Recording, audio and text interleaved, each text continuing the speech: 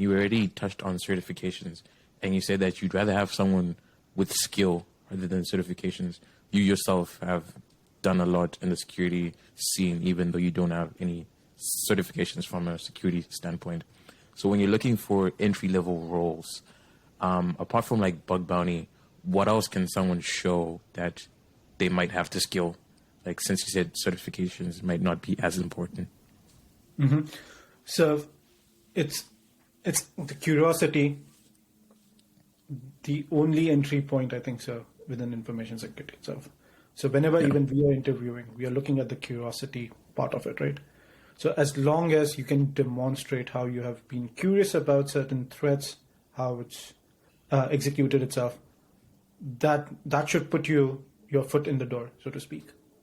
And then it comes to how are you able to explain your journey of, okay, and I learned about this particular vulnerability itself, but after learning all of this, now I'm able to like do more research and better into my skills that I had like a few days ago or a week ago or a month ago.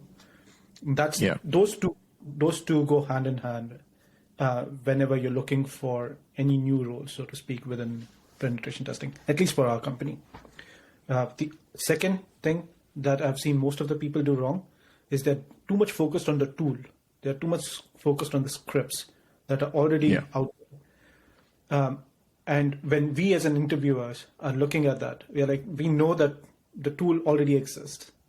If you're just going to plug everything on that particular tool itself and depend on the results from the tool, I might just buy the tool instead of hiring you, right?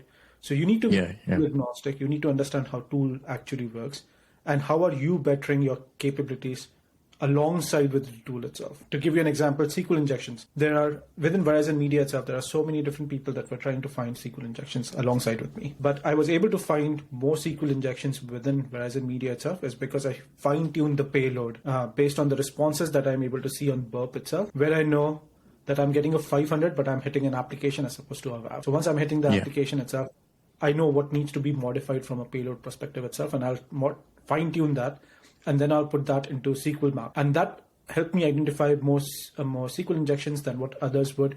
That is completely dependent on the tool itself, completely dependent on SQL map to find issues, kind of a thing, right? So you need to have the tool go with you hand in hand.